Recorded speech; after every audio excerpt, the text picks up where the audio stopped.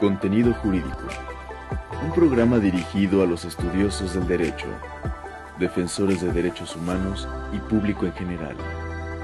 Entrevistas, mesa de análisis, debates, testimonios, reportajes, temas jurídicos de actualidad, jurisprudencias relevantes, derechos humanos y mucho más.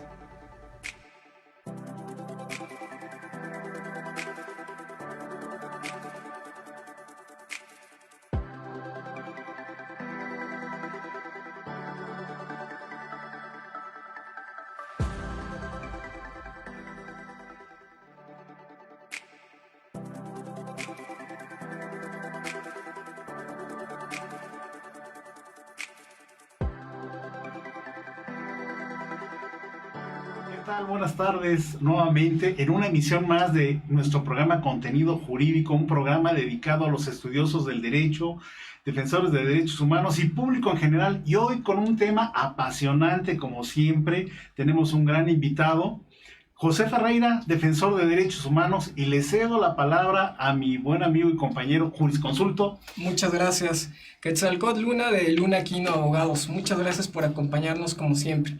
Pues bueno, hoy estamos también con un tema muy interesante y tenemos un invitado muy especial. Él es el comunicólogo Sergio Aquino Cruz.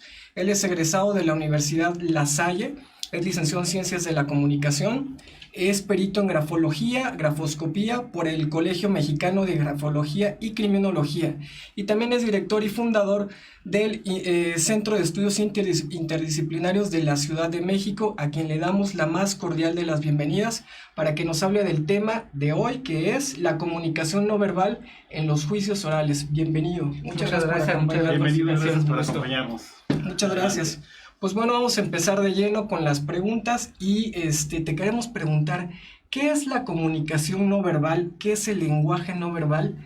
¿Y cómo influye? ¿Cómo podemos entenderlo? ¿Y cómo influye en la vida diaria? Claro, la comunicación no verbal es básicamente todo eso que interviene en una relación personal, en un tú a tú, que no tiene que ver, pero complementa completamente la palabra. Es decir, el ser humano tiene muchos aparatos perceptores y todos nuestros campos de percepción son parte de nuestra comunicación. Entonces, muchos lo cierran, por ejemplo, al lenguaje corporal, que sí es una parte de la comunicación no verbal, pero podríamos extenderlo a cuestiones sensibles como los olores, los colores que utilizamos al platicar, al hablar. Incluso por ahí hay muchos expertos en este tema que dicen, bueno, tendríamos que plantearnos si lo que llevamos puesto nos ayuda a reforzar nuestro mensaje o es una barrera para poder comunicarnos mejor. Entonces, todo lo no verbal tiene que ver con esas diferentes áreas que nos ayudan a que un mensaje llegue de mejor manera o a veces que juegan en contra de nosotros para poder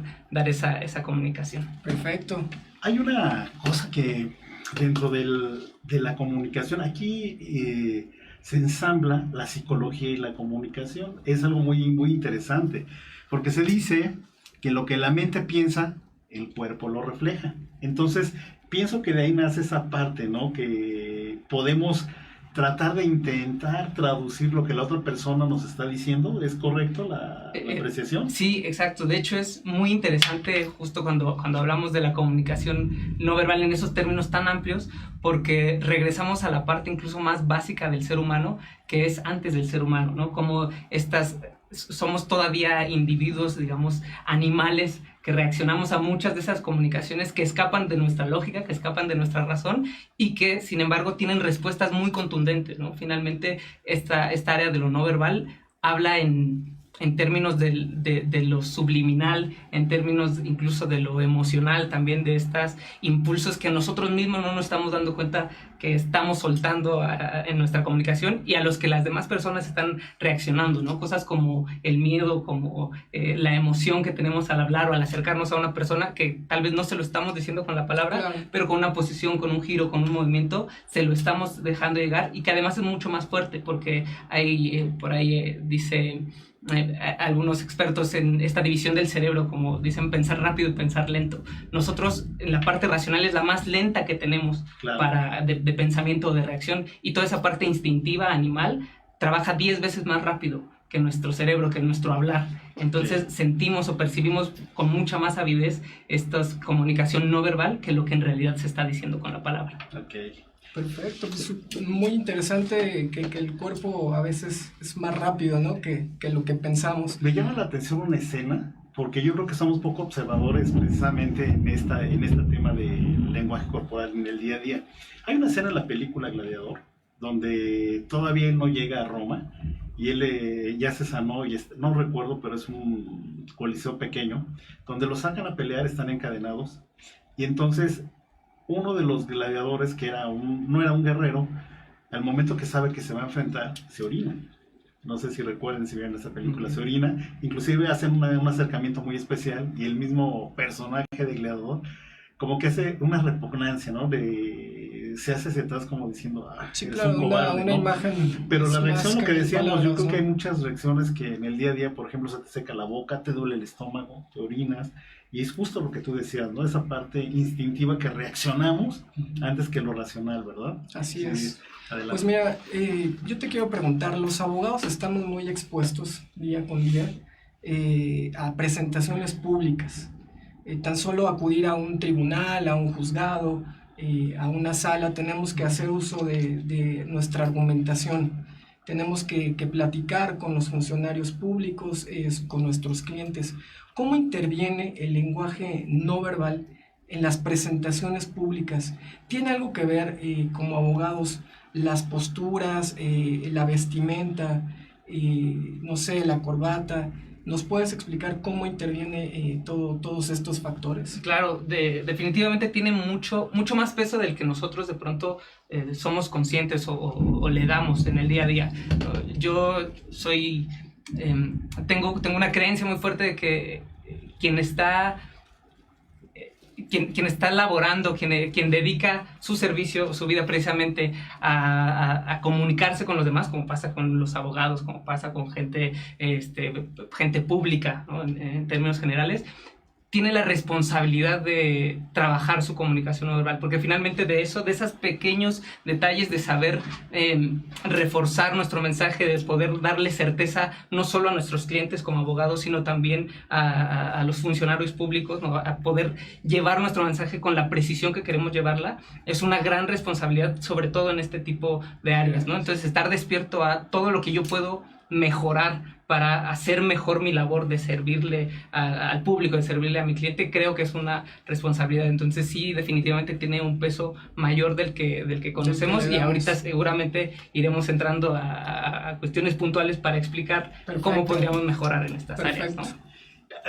Tratando de abonar a lo que mi colega y amigo hace la pregunta, en la parte técnica de los abogados estaba viendo que se dice que la comunicación o el lenguaje, la expresión, que la entonación de voz, le dan un porcentaje, alguien hizo ahí un porcentaje, dice la entonación de voz es un 38%, yo no sé cómo llegó ese porcentaje, ¿verdad? Pero llega ahí, y después dice que el lenguaje verbal solo se le da un 7%, o sea, mínimo. ¿Qué quiere decir? Que si hablas plano, probablemente no te escuchen, hay que entonar, ¿verdad? La voz. Pero lo interesante es que dice que le dan un 55% al lenguaje no verbal, o sea, el porcentaje más alto.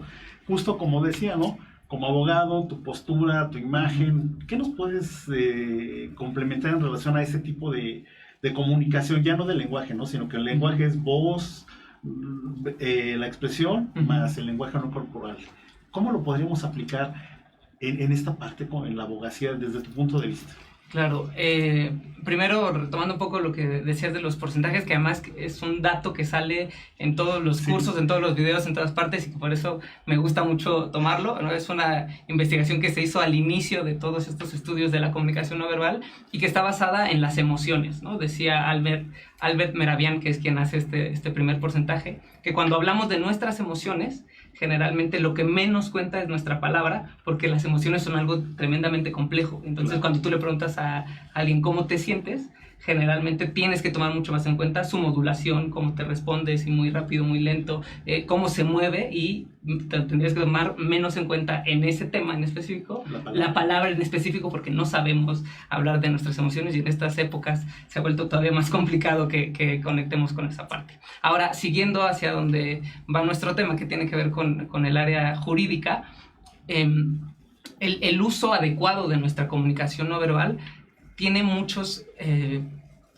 tiene como muchas ventajas, digamos, en el sentido de que finalmente, si bien en el sistema tradicional todavía hay un trabajo que es muy por escrito, ¿no? Que se llevan todas estas partes en esta área, desde entrar al juzgado, desde saber comunicarse y relacionarse con la gente que está ahí, y luego con tus clientes, ¿no? Te puede dar una gran diferencia, incluso para la gente que nos esté viendo y que finalmente se dedica a estas áreas, sobre todo los litigantes.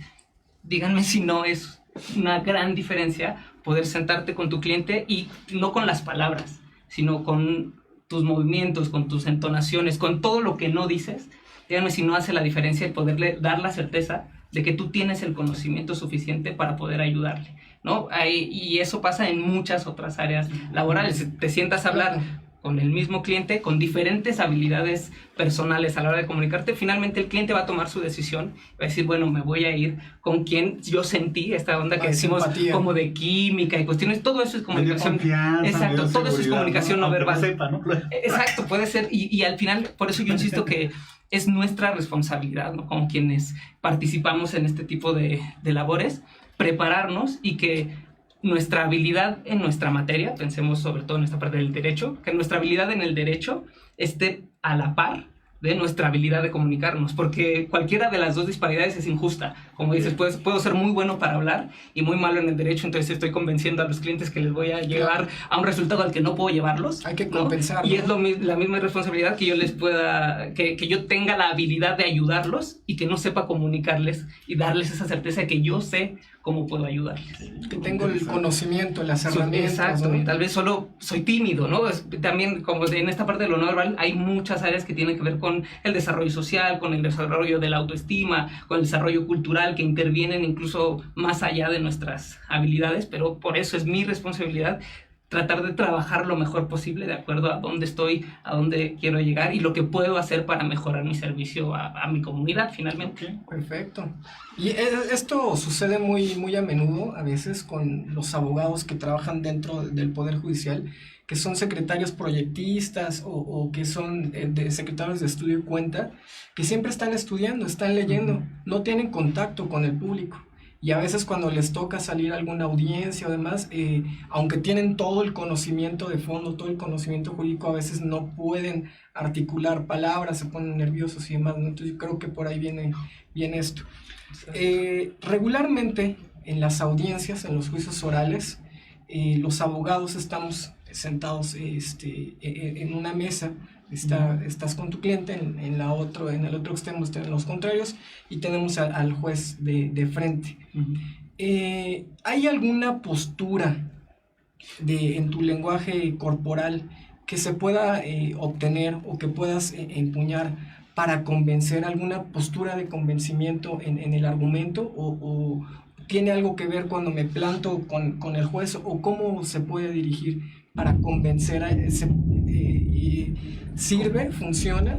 Sí, primero dividiría la respuesta en dos, ¿no? La primera, es cierto que hay algunas posturas que funcionan mejor. Les decía al principio que la comunicación no verbal funciona mucho en términos animales, ¿no? Animaloides, o sea, esta parte instintiva. Hay algunas posturas que a todos nos hacen tener una respuesta, ¿no? No es lo mismo que yo me haga pequeño, por ejemplo, estando en el asiento, cuando estoy precisamente en una audiencia, exacto, si me voy para atrás y me hago chiquito, aunque esté escuchando y aunque mi postura es, digamos, atenta al juzgador o a quien esté tomando la palabra, finalmente eso, digamos que debilita, ¿no? Mi posibilidad para participar, mi posibilidad para acercarme y para dar el mensaje que yo espero dar. Entonces, primero sí, hay algunas posturas que nos pueden ayudar y tienen que ver con los básicos, casi los de primaria, ¿no? Desde estar sentadito, derechito, porque incluso tiene que ver con la oxigenación, ¿no? Si yo estoy bien sentado, respiro mejor, oxigeno mejor, y mucha de mi capacidad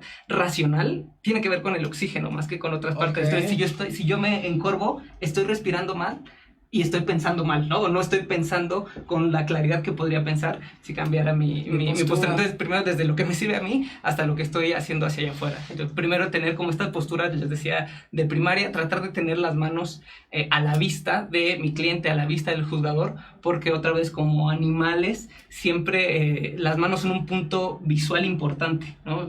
Hagan ustedes el ejercicio, si alguien entra a la habitación con las manos en la espalda, el cerebro está diseñado para ayudarnos a sobrevivir, exacto. Entonces te da como ese nerviosismo. Entonces, si yo lo que quiero es que en general la comunicación fluya, de que yo pueda participar abiertamente y que sea visto también como alguien que tiene la voluntad de mantener la honestidad en esta participación, bueno, vale la pena el estar derechito, el mantener las manos a la vista, con el mayor control posible, porque los que somos nerviosos y ansiosos tendemos a tomar lo que sea que esté en las manos, y si estamos jugando, todo lo que tomamos en la mano es un distractor para la gente que está a nuestro alrededor. Entonces, primero empezaríamos con ese tipo de posturas, tratar de hacer los menos movimientos posibles, o tratar de no hacer movimientos innecesarios, sobre todo con las manos, y acostumbrarnos a gestos que les llamamos nosotros los ilustradores, ¿no? Que son estos que nos ayudan a completar lo que estoy diciendo. Si yo, estos famosos discursos de quiero dar un paso hacia adelante, bueno, mis manos ya te están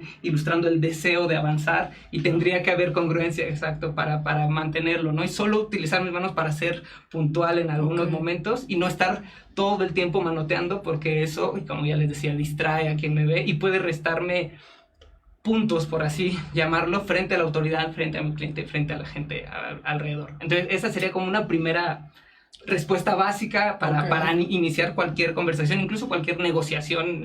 También esta área de los abogados, lo que está por fuera del área, exacto, es, ¿no? Que parte también de este espacio. Bueno, sería una buena postura para arrancar. La otra parte de la respuesta sería que cada situación es distinta, y entonces vuelve esta parte de yo debo tener la preparación suficiente en esta parte de la comunicación para poder adecuarme a lo que me está pidiendo el juzgador, a lo que me está pidiendo el cliente, a lo que me está pidiendo la situación. Ustedes tienen mucha más experiencia en esas partes, pero hay encuentros que son más tensos que otros, ¿no? Y entonces yo puedo ver o puedo sentir cómo ya se está tensando, que quizá el juzgador tiene una disposición, ¿no?, fuerte a la que yo tengo que sobreponerme. Entonces, en esos momentos yo tendría que modular y tratar de, digamos, igualar un poco la conversación en términos de lo no verbal, no solo en los términos de lo verbal. Entonces, siempre hay estas dos actitudes: cómo arranco, cómo acostumbrarme a poses seguras, a poses donde yo puedo sentir que tengo el control de la conversación, y después estar leyendo qué pasa a mi alrededor y qué me está pidiendo la situación. Necesito hacerme más grande o más presente precisamente porque estoy como perdiendo el control de la situación, o necesito quizá bajar un poquito la energía precisamente porque hay mucha tensión en la sala, y en vez de confrontar, hay sutilezas con las que puedo cambiar. Como ejemplo práctico y sencillo, siempre que yo llevo el pecho directamente hacia una persona, como seguimos hablando en este terreno animaloide, ¿no?, crece la tensión entre esa persona y yo. Entonces, si yo estoy viendo al juzgador de manera frontal, ¿no?, instintivamente, subliminalmente, es como... Exacto, es como si lo estuviera retando, ¿no? Y tal vez yo lo estoy haciendo por respeto, ¿no? Sí, porque quiero... Por tener la atención, ¿no? Exacto, o por tener la atención porque quiero participar, y él puede estar percibiendo esa sensación como de reto, que inconscientemente lo puede empezar a tensar.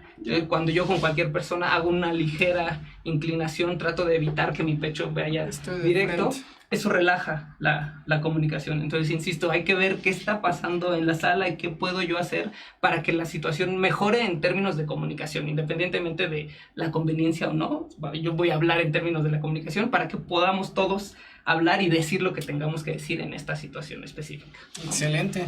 Con lo que tú comentas me lleva a algo. ¿Tú piensas que con esto, desde tu punto de vista, el derecho viene a una evolución, no sé, Quetzalcóatl? Porque en el método tradicional, el abogado era un todólogo. Él hacía los escritos, él hacía todo, y trabajábamos, o se trabajaba, perdón, de una forma, vamos a decirla, solitaria, sin equipo, o tenías un bufete en donde todos eran especialistas. Y hoy en la oralidad yo lo veo como una oportunidad de trabajar en equipo. Mencionabas el ejemplo, ¿no?, de los secretarios de estudio y cuenta, que pueden ser muy brillantes y son capaces de hacer toda una estructura lógica, jurídica, pero en el momento de expresarla no pueden. Entonces eso, estoy pensando, quizá tú nos darás en tu experiencia si eso puede suceder, que hay una evolución, porque pues soy un genio, pero yo no puedo expresarme. Entonces le voy a pedir a mi compañero que todo ese trabajo que ya hice, pero yo veo que él lo expresa muy bien y nos puede llevar a un buen resultado. Entonces, la posibilidad de que ya trabajemos en equipo. Sí, definitivamente. Y esto nuevamente pasa en el área de derecho como en algunas otras, ¿no? Al final nosotros hemos tenido esa oportunidad de consultar y de apoyar a gente desde el área jurídica que se está metiendo a estas nuevos esfuerzos de la oralidad y estos nuevos retos de la oralidad, como en otras áreas como los negocios y cuestiones de ventas y cuestiones personales. Y es cierto, también uno tiene que entenderse, ¿no? Y tiene que saber cuáles son las propias habilidades, desarrollarlas hasta a la medida de lo posible, pero también eso, saber hacer equipo y saber como compartir los triunfos, ¿no? Que de pronto es algo que nos cuesta trabajo, pero a lo que nos está invitando este nuevo tipo de procedimientos, porque como bien dice, sí, yo veo que yo tengo que estudiar para más o menos tener una buena habilidad, y alguien que de manera natural ya lo tiene, ya lo expresa, bueno, pues me puedo apoyar a que sea mi voz, y también me puedo apoyar a ver qué está haciendo correctamente, ¿no? ¿Por qué logra ese convencimiento? ¿Por qué logra esa habilidad con la palabra? Y tener la humildad de decir, puedo alcanzarlo. De romper ese celo profesional que siempre ha existido entre los abogados, ¿verdad? De que yo no te digo porque me costó trabajo aprender. Y ahora no hay más en la oralidad. Es una suma de habilidades. Definitivamente, incluso por ahí que mencionaban algunas citas de películas y de nociones, por ahí tenemos una se llama Saul Goodman o Better Call Saul. Saúl. Exacto, Saúl, ¿no? Disculpen la publicidad, pero pues les invito a que le echen un vistazo, porque precisamente en uno de esos capítulos él está tratando de captar a un cliente, ¿no? Y lo que les decía de la comunicación no verbal se ve expresado totalmente en ese espacio, porque bueno, él para captarlo lleva a sus clientes a como un comedor, digamos, ¿no? A un restaurante así, casi de comida rápida, porque pues en esos momentos es lo que él puede costear, ¿no? Claro. Es su oficina y de donde él está pudiendo tomarlo. Entonces habla con sus clientes, les plantea una estrategia tremenda y los clientes están convencidos de que la estrategia es adecuada, así ¿no? es. Y al final le dicen, ¿sabes qué?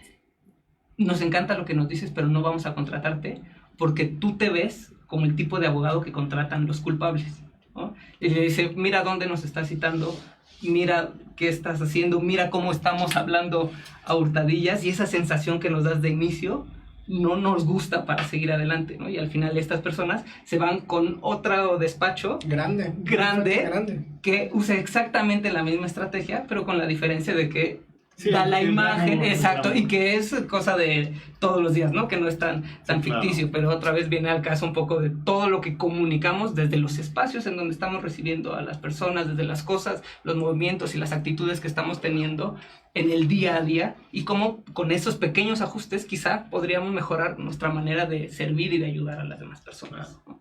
Perfectísimo. Pues bueno, tenemos varias preguntas, pero parece ser que tenemos que ir a un corte.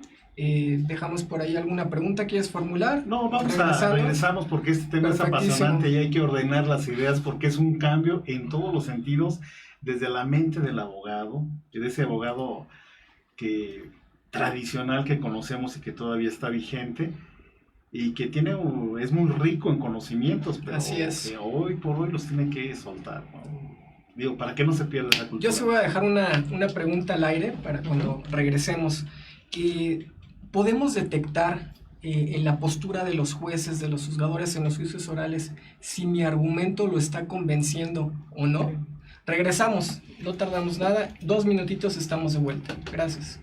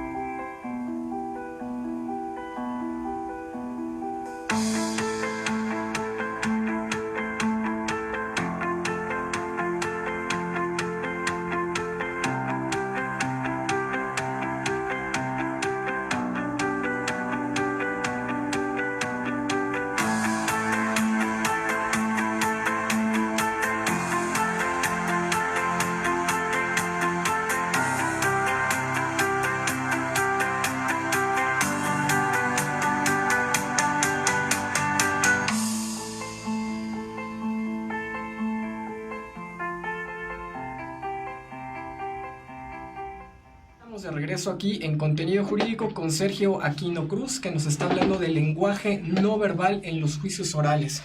Y pues bueno, regresamos con la pregunta que dejamos al aire. Yo, ¿cómo puedo saber si estoy convenciendo al juez con mi argumento dentro de una audiencia? ¿Existen algunas posturas, gestos o algo que me puedan indicar, como dicen coloquialmente, si voy bien o me regreso? O definitivamente eso no se puede ver a través del lenguaje no verbal? Sí se puede ver, sí hay forma de tener, digamos, ir leyendo al juzgador, a las personas enfrente de nosotros, siempre con la salvedad de, nuevamente, que cada persona es distinta, y hay que pensar que en el caso específico de los juzgadores, pues son personas que se enfrentan a esta labor, al argumento diario. Entonces, digamos que ya están curtidos también, ¿no? O sea, son personas que ya saben modular mucho mejor, generalmente saben modular mucho mejor sus respuestas conductuales y no dar tantas pistas, pero sí, siempre hay una posibilidad de tratar de hacer un escaneo, como datos generales para hacer este tipo de búsquedas. Nos iríamos a lo que se hace normalmente digamos, en el ABC del FBI. Por ahí son algunos temas que rescato de Joe Navarro, que les invito a buscar su trabajo, que él básicamente, sobre todo en la parte del rostro, basa la respuesta de los individuos en la tensión y la distensión del rostro, ¿no? Cuando nosotros estamos hablando con alguien y nuestros argumentos o nuestra conversación está siendo agradable o positiva, como tal vez el juzgador dice, bueno, tiene razón el argumento, el justicia, exacto. Cuando esta percepción es positiva, generalmente el rostro se distiende, se relaja, ¿no? Entonces, en el juzgador difícilmente vamos a ver que sonría o que te cierre el ojo, ¿no? Pero, exacto, pero vamos a ver que no hay muestras de tensión, es decir, va a haber seriedad, pero no vamos a encontrar que empiece a entrecerrar los ojos, que de pronto son de las primeras respuestas cuando nosotros tenemos una duda, ¿no? Entonces, lo primero que buscamos es la distensión, y ahora tal vez sea más fácil contestar lo contrario. ¿Cómo sé que no le está gustando, que hay algo donde estoy pisando terreno exacto, ¿no?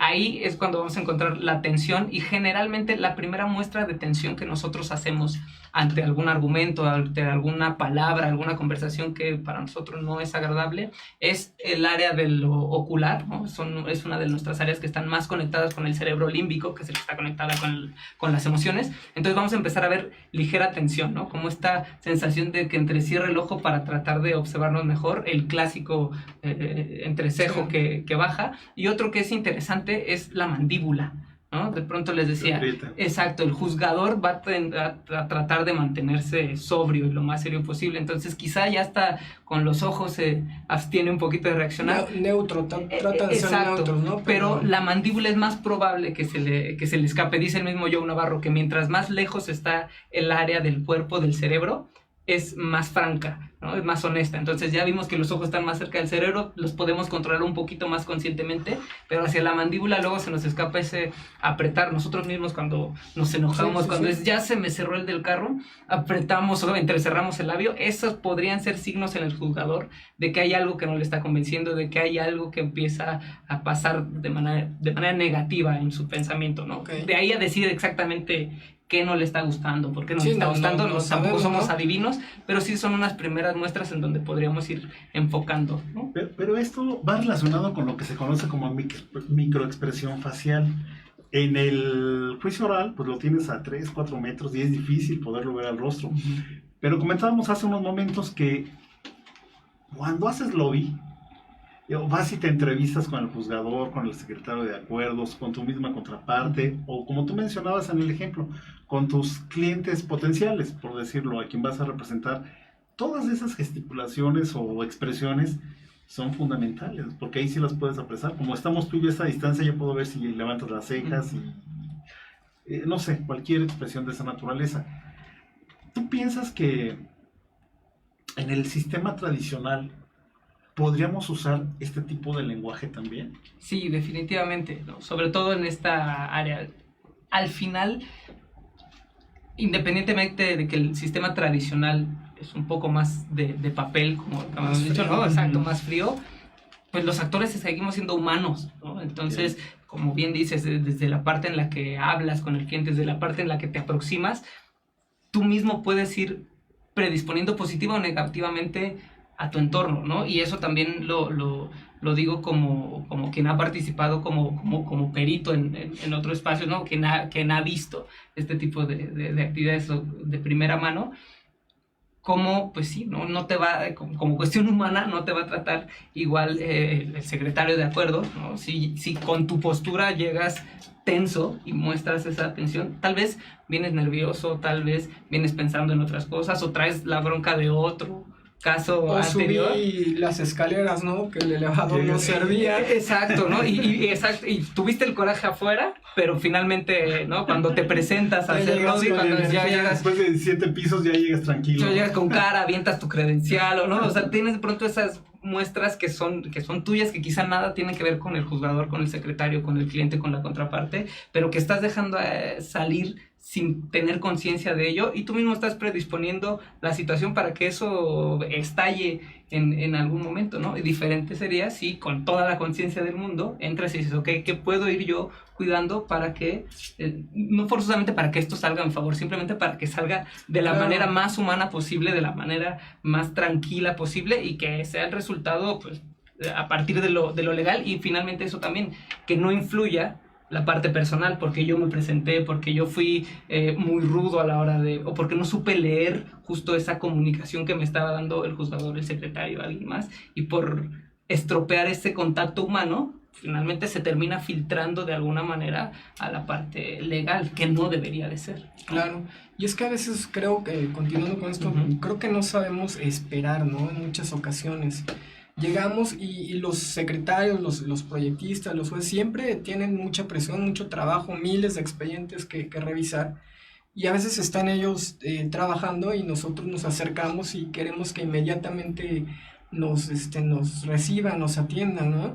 Pero creo que eso también, como bien dices, y lo voy a tomar en cuenta y me asumo como litigante, hay que esperar, ¿no? Hay que dar espacios para propiciar que también nos reciban de una buena manera, ¿no? Tratar de cambiar el mood en el que nos atienden, ¿no? Y es un tema tan amplio que yo quiero llevarlo a algo. Adelante. El entrenamiento. Yo voy a citar primero un ejemplo que comentábamos aquí antes de llegar nuevamente a cámaras. Disney. Estaba por ahí leyendo, porque ellos tienen toda una cultura de servicio. Y entre muchos rubros, quiero hablar de algo que dice: tienes que tener un entrenamiento mínimo de 8 horas de cómo sonreír nada más. O sea, qué interesante, ¿no? Porque dice, siempre están así, ¿qué tal? Pero me llama la atención, creo que la justicia no tendría por qué ser tan ruda. Y creo que en México tenemos un buen ejemplo desde mi punto de vista, salvo tu opinión, el que tú hayas compartido. Los que hemos tenido la oportunidad de acudir a la Suprema Corte de Justicia, a distintas sedes, pues la verdad a mí sí me sorprende porque me tratan siempre muy bien. Desde el vigilante, desde el personal de seguridad, yo nunca he tenido ningún problema. Siempre llegan y te sonríen. La verdad es que la primera vez que yo fui, ya después con más continuidad, ya te acostumbras. El trato es diferente. La secretaria, la recepcionista, e inclusive por manera accidental a algunos que nos hemos topado con los señores ministros, de repente pasan, ya nos están atendiendo. O sea, dices, a ver, espérame. Pero si vamos viendo, viene de la Suprema, y en federales también el trato es muy diferente. Y que ya están saturados de trabajo, pero el trato es diferente, ¿no? Pero llegamos a la primera instancia, o como dicen luego el fuero común, y es salvajísimo por la cantidad de trabajo. O sea, no estamos diciendo que es por la gente. Yo creo que humanamente cualquiera, en esas condiciones a veces no las mejores, laborables, es muy difícil. Pero creo que la justicia podría ser, si se lograra hacer un tipo de entrenamiento y dar un poco los medios, tendríamos una justicia más amable, ¿no? Digo, no tan ruda. ¿O tú qué piensas? ¿Crees que se podría hacer, extender esta parte de... Le llaman, por un lado, bueno, en el sector privado es entrenamiento, ¿no? Para el servicio. ¿Cómo lo traducirías tú en la parte, en tu experiencia, que como perito en el ámbito jurídico, esta escalada de servicio?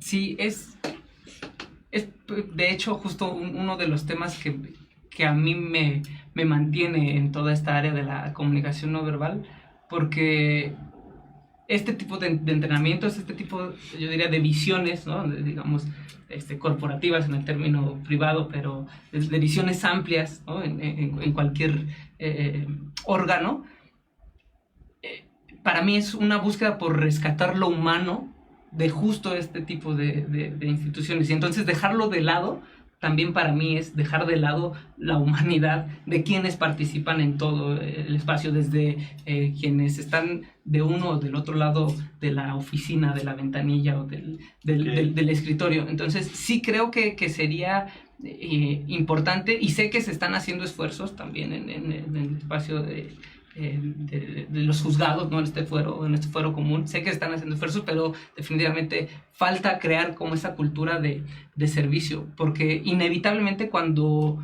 cualquier persona se sienta a trabajar en su lenguaje corporal, lo que encuentra primero es a sí mismo, ¿no? Encuentra por qué me muevo como me muevo, por qué reacciono como reacciono, porque estoy acostumbrado a pararme así, ¿no? A quién estoy enfrentando desde hace mucho tiempo, o por qué me da miedo aproximarme a las demás personas. Entonces, ese primer proceso de enfrentarte a ti mismo abre la puerta inevitablemente a conectar mejor con las personas. Entonces, incluso en un ambiente tan saturado, ¿no? tan difícil en la cuestión del estrés que se vive normalmente en estos espacios, si tú le das una preparación mínima, un acercamiento a estas personas para que se entiendan, se vean y se vean reflejadas, sobre todo en las personas a las que están todos los días atendiendo, a las personas con las que están todos los días interactuando, va a obligar a que su actitud cambie, ¿no?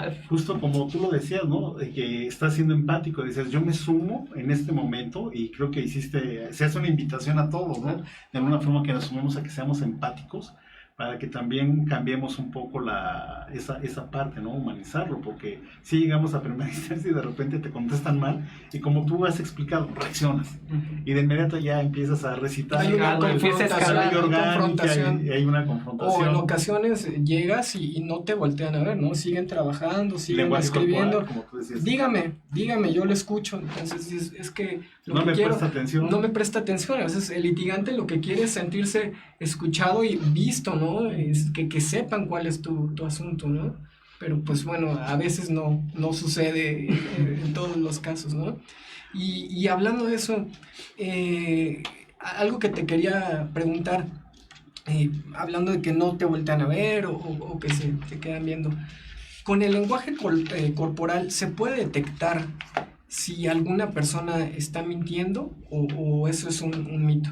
Sí hay posibilidad de la detección de mentira, incluso hay metodologías que se han desarrollado y que también como teorías y como teorías que se han difundido, hay algunas que ya se han sobrepasado, en el sentido de que como es muy fácil acceder a ellas, entonces se han truqueado tanto que se han vuelto obsoletas. Exacto, ¿no? Sí, entonces sí, definitivamente es posible, pero en este tema lo primero que tendríamos que entender es que la mentira o la capacidad de mentir es tan personal como la letra, ¿no? Todos tenemos una escritura personal que solo a nosotros nos sale, solo a nosotros nos corresponde. Lo mismo con la mentira. Todos mentimos de manera distinta. Entonces, por eso sacar como un manual, que de pronto es lo que sucede en algunos ámbitos, en algunas áreas, ¿no? Que dices, si está volteando para la derecha, si está viendo hacia la izquierda, si ya guiñó el ojo, exacto. Sí. No sabes, ¿no? O sea, si la persona de verdad le pica el ojo y tú ya con eso dices, me está mintiendo, pues trae una basurota que puede hacer para saberlo. Entonces, sí es posible detectar, pero otra vez tiene que partir de esta habilidad sensible de primero conectar con las personas, ¿no? Cuando nosotros hacemos precisamente una capacitación para que la gente vaya aprendiendo a reconocer las mentiras, lo primero que tienes que entender es observar cómo habla la persona con la que estás enfrente, ¿no? Y entonces tu primera labor, incluso es como una primera labor en cualquier acercamiento humano que deberíamos empezar a hacer, es entender qué pasa con esta persona, ¿no? Es decir, es alguien que habla muy suavecito, es alguien que le gusta protagonizar y entonces habla de sus movimientos, ok, es así, es su personalidad, también tal vez es extrovertida, ¿no? Entonces, primero hacer un escaneo general de cómo se mueve, cómo habla, cómo es él, sin juzgarlo como bueno o malo. Y después, empezar ya con metodología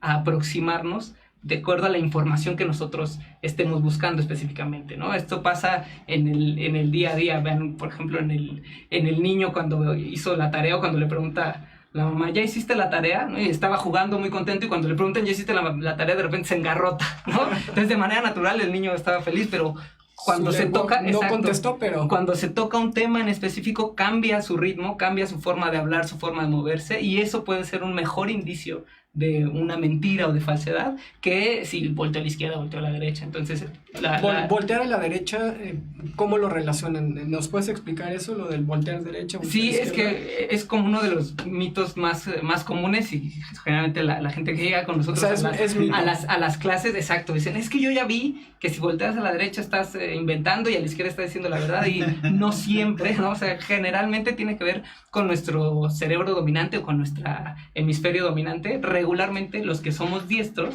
¿no? Buscamos en la parte izquierda de nuestro cerebro. Recuerden que nuestro cerebro está cruzado, ¿no? Los cables están cruzados. Entonces, si yo soy diestro, seguramente cuando busque información en mi inconsciente, voy a tender a girar hacia la derecha la vista, porque es como, piensen en el cerebro como si fuera una habitación oscura, y entonces los ojos están dando luz a ciertas áreas. Cuando yo volteo hacia una parte, estoy dando luz al área donde generalmente utilizo, donde, claro, ¿no? a la más fuerte, porque es mi derecha, entonces lo voy a estar buscando. Y si no, voy a girar los ojos para buscar en otra parte y llegar a un recuerdo más emotivo que racional, ¿no? Okay. Ya nos meteremos más adelante. Con esto, para que luego no nos digan que no involucramos al género.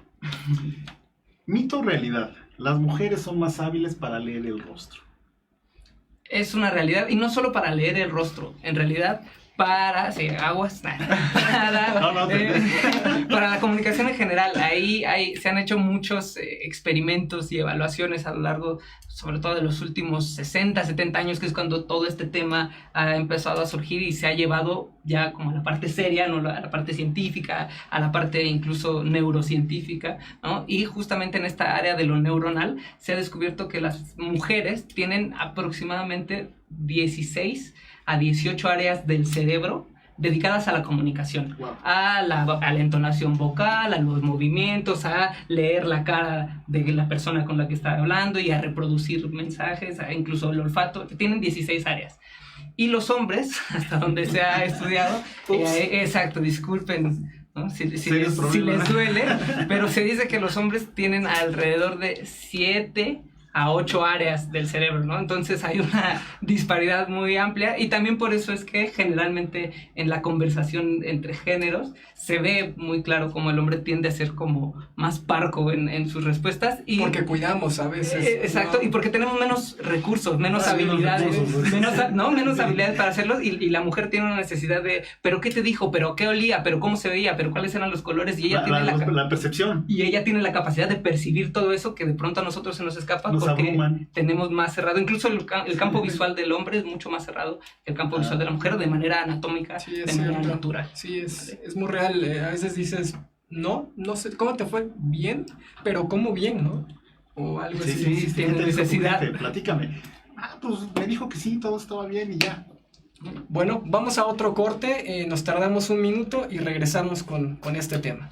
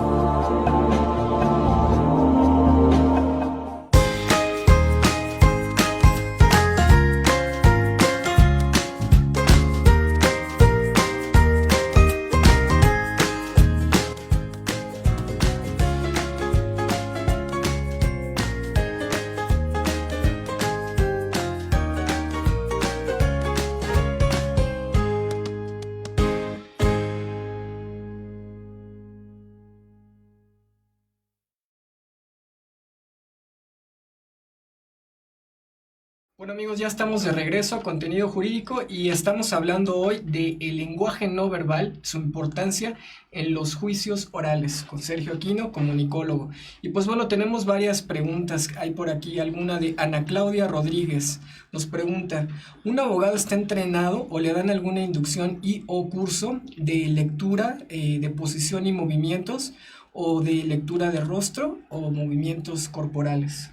Pues generalmente, lo hablo incluso desde la experiencia de quienes nos han visitado para tomar cursos, capacitaciones o incluso para consultorías, me ha llamado mucho la atención que en los últimos años ha llegado mucha gente, tanto litigantes o practicantes, como gente en particular del tribunal local, ¿no? Secretarios de acuerdo, jueces o gentes, personas involucradas en esas áreas que están muy preocupadas porque se dan cuenta que es algo que necesitan reforzar, y por conversar con ellos y con gente alrededor, me han dicho que no siempre se les da esa capacitación, ¿no? Ahora que vienen los juicios orales, se están haciendo muchos ejercicios en las universidades, en los cursos y en todas estas áreas para argumentar, para hablar, para poder desahogar las pruebas en el espacio oral, pero de pronto no se ha dado todo el peso que se le podría dar a cuestiones como nos preguntan aquí, que si la postura, que si el tono de voz, que si... De pronto yo sé que puede sonar muy, como muy básico, muy superficial, pero también esta parte del atuendo, ¿no? Por qué estoy también diciendo con lo que llevo puesto, con cómo me muevo, con incluso los colores. El color también entra ahí. Exacto, somos tremendamente sensibles al color, y por eso para mí se me hace insólito que no lo utilicemos a nuestro favor, ¿no? Insisto que nosotros hemos apoyado de pronto a muchas personas alrededor de estas áreas, pero piensen simplemente que no es lo mismo ir a hablar, por ejemplo, con niños, ¿no? Para quien se especializa en este tipo de áreas. Imagínense si yo como abogado o como psicólogo que estoy interviniendo en un caso que tengo que de alguna forma entrevistar a un menor de edad, ¿no? Si mi atuendo es demasiado fuerte, imagínense que yo voy... Se me impongo el juez con la toga. Exacto, y yo mismo, que se supone que debería ser un auxiliar en esta administración de justicia, voy con una postura y colores que no favorece mi comunicación con el niño, que lo espanta más, ¿no? Puede cambiar radicalmente. Así yo me tomo la delicadeza a quizá utilizar colores un poquito más suaves, más sensibles, más cercanos a él, sin perder la formalidad, ¿no? Sin quitar el respeto que se le debe de tener al proceso, a la institución, al espacio, pero pequeños cambios como esos, no solo con los niños, sino con los adultos, pueden ayudar a que todo transcurra de mejor manera. De hecho, algunos jueces, nuestros amigos jueces, que en materia familiar nos han comentado que para platicar con los menores, salen de su escritorio, se sientan con ellos en la sala, a veces se quitan hasta la corbata, donde se reban, y si tienen algún juguete, juegan con ellos, ¿no? Porque es más fácil entablar empatía con ellos, ¿no? Sí, bueno, la comunicación, ¿no? Que es una necesidad humana. Y pues difícil, ¿no? Para todos, porque finalmente nadie nos enseña a comunicarnos, no, como lo vemos como un proceso tan natural de nosotros, nos olvidamos a veces que la comunicación es fundamental para el desarrollo humano. Así es. Es más, hasta para la paz social. Y lo hacemos tan cotidianamente que creemos que no puede mejorar, ¿no? Es como, pues ya me sale, ya con eso. Y no nos damos la oportunidad de hacerlo mejor. Como respirar, ¿no? Pensamos que es natural. Sigo vivo, ¿no? Claro. Pero deberías cambiar tu salud por una mejor respiración. Si me lo permiten, en respuesta a lo que nos estaban preguntando, cuando estudié en la universidad, que ya tiene muchos años, pues bueno, no existía la materia de juicios orales, porque evidentemente los juicios orales en México no existían. Hoy en día en las universidades ya está implementada la materia de juicio oral. Sin embargo, no les enseñan tal cual posturas y formas, ¿no? Les enseñan fondo, argumentación. Eso es lo que quisiera aclarar, que se les enseña el fondo, la argumentación, la forma de expresarse o conducirse a veces con los jueces. Pero no en todas las escuelas está la materia. A veces hay alumnos o hay jóvenes que llegan y se presentan ante un juzgador o ante un secretario hablándole de tú, ¿no? Entonces vemos que también, bueno, eso es cuestión de respeto y educación, ¿no? Que valdría la pena ya que las universidades las pongan en las optativas, ¿no? Porque siempre hay Así unas materias es. optativas y que sería un nuevo modelo de la comunicación. Exacto. Porque sí, en la formación de derecho no te dan muchas herramientas. O bien que adicionalmente tomen cursos, como en tu instituto, en tu escuela, de preparación para el lenguaje no verbal, que nos sirve demasiado. No, yo sigo impresionado porque ya ves que llegó el tema en esta parte de las habilidades que tienen nuestras compañeras, que tienen más habilidades y 7 contra 16, ¿no? Sí, Sí. no, imagínate. O sea, compañeros, auditorio, por favor, no se metan en problemas. Nos sirve de práctica, practiquen con sus novias, esposas, mamás, los interrogatorios, porque los van a confesar. Sí, definitivamente. Porque decía por ahí la teoría, ¿no? Que precisamente el bebé, ellas por su parte materna, siempre ven el rostro del bebé y ellas pueden percibir toda la parte, ¿no? Hasta el oído, que lo tienen muy bien agudizado. Entre varios bebés, ellas distinguen perfectamente cuál es el sonido suyo. del suyo, ¿no? Y dices, bueno, a lo mejor nosotros con 10 bebés al mismo tiempo, no sé Sí, qué. no. Sí, y esa es una de las áreas, ¿no? Digo, Y porque hay más juezas hoy en día, y por eso va el tema, justo. O sea, precisamente hay más juezas, entonces creo que hasta la técnica de comunicación en la oralidad tendría que ser diferente. Claro, porque justo lo que decías, ¿no? De las juezas y en general este ámbito femenino tiene una sensibilidad desarrollada, ¿no? Ya no es esto que se le llamaba antes ciegamente el sexto sentido, la intuición femenina, así como si fuera algo etéreo. Ahora se ha visto que es de verdad, que tienen más habilidades, por ejemplo, para la modulación vocal, ¿no? Se dice que la mujer puede lograr hasta 4 o 5 tonos diferentes al hablar, y que los usa cuando está cambiando de tema o cuando te está diciendo, porque tu primo dijo tal y luego tal, y entonces ella está haciendo 6 tonos de voz diferente y puede reconocer esos 6 tipos de voces diferentes, pero el hombre generalmente llega como un tope a los 3, 4 tonos de voz y ya es un hombre que ha desarrollado su habilidad vocal. Digamos que exacto, así es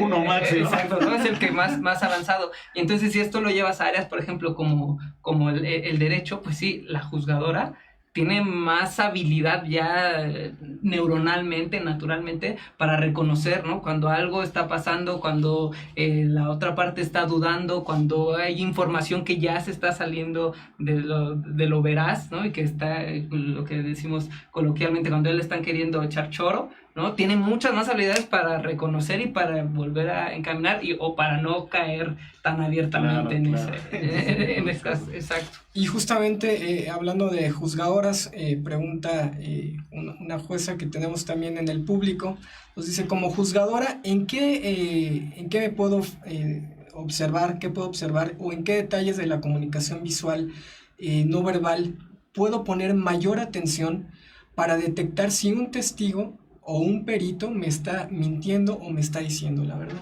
Perfecto. Aquí yo me iría sobre todo a la parte de la congruencia, ¿no? La congruencia entre lo que dice y lo que hace, lo que expresa con el resto de su cuerpo, y esta parte de la congruencia va a ir muy vinculada con el ritmo y la sincronización. Esa sería como la primera forma de lograrlo, y les pongo algunos ejemplos. La congruencia tendría que ser natural, e incluso tiene que haber un desfase natural entre mis expresiones corporales y mi expresión verbal. O sea, cuando yo digo voy a dar un paso hacia adelante, generalmente mi expresión corporal empieza a dar ese paso hacia adelante ligeramente antes de que yo lo diga, de que yo lo verbalice. Eso es natural para nosotros, movernos un poquito antes de dar la palabra, movernos con un ritmo un tanto constante. Por eso, insisto, la primera parte incluso del juzgador es observar cómo se mueve este abogado en específico, cómo se mueve este testigo, cómo se mueve esta persona. El primer minuto, los primeros 2 minutos tienen que ser de pura observación y aprender a captar el ritmo natural de quien tienen enfrente. Y a partir de eso, empezar a ver cómo se está modulando. Cuando se rompe esta naturalidad, en cualquiera de los 2 extremos, pueden ser indicios de falsedad, es decir, demasiada congruencia. O sea, cuando yo estoy hablando y digo, dar un paso hacia adelante y lo refuerzo demasiado y yo tengo la razón, le estoy diciendo que sí, entonces soy muy reiterativo con todo mi cuerpo. ese puede ser un indicio de falsedad tan fuerte como quien rompe toda la sincronía. Que yo te dijera, dar un paso hacia adelante y con mis manos lo doy hacia atrás y digo, tenemos un pequeño problema, y abro las manos enormemente. Entonces esas rupturas de sincronía, esas rupturas de naturalidad pueden ser un muy buen indicio para, como juzgador, repreguntar, volver a acercarme, volver a anotar sobre ese tema en específico antes de empezar de dejar que se vaya hacia otras áreas. A ver, voy a repreguntar sobre esto porque ahí vi que perdió un poquito el control. Okay. No, respondiste lo que te iba a preguntar, porque precisamente algunas veces se ve que dicen, no te voy a dar eso. O sea, estás asintiendo y sin embargo estás diciendo que sí, ¿no? Y yo creo que los hijos son expertos en eso, ¿no? Ya cálmate, no te lo voy a dar. Ya te dije que no te lo voy a dar. Y estoy diciendo que sí. Sí, los niños dicen. Me dice que sí, solo no me dice cómo, ¿no? Voy a encontrar. O sea, vamos a ver cómo lo hacemos, ¿no? O sea, desde entonces, esta parte, bueno, volviendo a la parte jurídica, a mí no deja de apasionarme esto, quizá como cierre, ¿no? Que pudieras ampliarnos un poquito más. No sé si tengamos otra pregunta. No, ya, ninguna. La evolución. Yo sigo apasionado con el tema de la evolución en el derecho. ¿Cómo podrías tú cerrar este programa con tu experiencia, con tu óptica, como perito? ¿Qué podrías aportarnos como en esta parte de la evolución del derecho? Pues justo tomaría esta parte de la palabra evolución y tratar de dar una visión distinta de lo que significa para nosotros evolución y de lo que ha significado para nosotros por mucho tiempo progreso, ¿no? De pronto la palabra evolución y progreso la hemos llevado un tanto como al área árida, ¿no? Como a lo sistemático, frío, a lo que hacen las máquinas. Y de pronto, esta parte de la oralidad se ha visto así, ¿no? Como hacerlo más rápido, hacerlo más inmediato, como una máquina, como hacer tortillas en la máquina, ya no hacerlas a mano, entonces solo salir y salir, y se nos ha olvidado que la evolución también se puede dar si damos un pasito atrás y regresamos a la raíz, si regresamos a la parte humana, ¿no? Si nos volvemos a acordar que quien tenemos enfrente, quien está juzgando, quien está como víctima, quien está como representante legal, quien está en la sala, es humano y tiene problemas fuera de este ámbito y tiene necesidades también conductuales, emocionales, personales, que no se pueden atender con una máquina, que no se pueden atender como haciendo tortillas. Entonces tendríamos que regresar y dar ese primer paso a cómo puedo hacer que esta evolución sea más sensible, sea más humana, me ayude a conocer mejor a los individuos y no solo descartarlos o darles un carpetazo más rápido. Por eso para mí es fundamental este tipo de preparaciones que podemos hacer desde leer un libro, no tiene que ser forzosamente un curso o una materia. Es como decir, como no me lo dieron en la escuela, pues yo creo que el derecho no tiene que ver con la comunicación no verbal. Bueno, pues ya veo que todos los días me comunico con alguien, entonces regresar a cómo puedo hacer para sensibilizarme mejor, incluso con mi propio representante y ustedes, y ustedes me dirán qué tan peligroso es que no sepas toda la verdad detrás de un juicio o de un asunto que tú vas a llevar, porque no te diste el tiempo de escuchar verdaderamente a la persona, porque tú dijiste, bueno, pues ya me cayó algo más y pues lo voy a representar como haciendo cualquier otra cosa y vamos para adelante, y no sé en realidad en qué me puedo estar involucrando. Entonces recordar que primero somos personas y después somos clientes, después somos jueces, después somos secretarios, después somos abogados, ¿no? Es lo que pienso yo nos puede ayudar a tener una evolución más sustancial, una evolución más verdadera y un progreso más real, ¿no? Y creo que un progreso más deseable. Sí, porque en la práctica chocan, la psicología y el derecho chocan muchas veces. Y ambas materias estudian la conducta humana, casualmente, pero el derecho es muy técnico, ¿no? Así es. Y luego hay esa contraposición, y esta es una oportunidad, así como tú me lo acabas de explicar. Yo no sé, salvo tu mejor opinión, con la experiencia que tú tienes en la práctica, ¿estaríamos hablando de la humanización del derecho? ¿De la práctica judicial? ¿O cómo le podríamos, en tu experiencia, en una síntesis, cerrar y decir? Yo creo que sí sería humanización del derecho y sería ver a las personas más escucharlas más a fondo, ¿no? Porque a veces también como litigantes tenemos que aprender a leer a nuestros clientes cuando llegan, porque a veces no sé si me están diciendo la verdad o me están mintiendo, ¿no? Entonces yo creo que hay que humanizarnos más y sensibilizarnos como prestadores de servicios. Pues bueno, ya llegamos al final, dejamos las puertas abiertas para que nos visites próximamente y a ver si nos puedes platicar también en tu experiencia como grafólogo y grafoscopía, la detección de las mentiras a través de la escritura, la personalidad de cada ser humano a través de su escritura, qué nos dicen a través de ello, ¿no? El análisis de las firmas.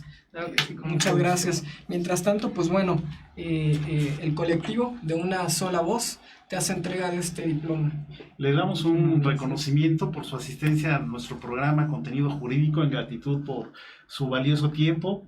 Y pues muchas gracias a todo nuestro auditorio, a todas las personas que nos siguen. Los esperamos de nueva cuenta. Dentro de 15 días. Nos vemos con temas interesantes. Jurídico. Muchas gracias. Hasta luego. Hasta luego.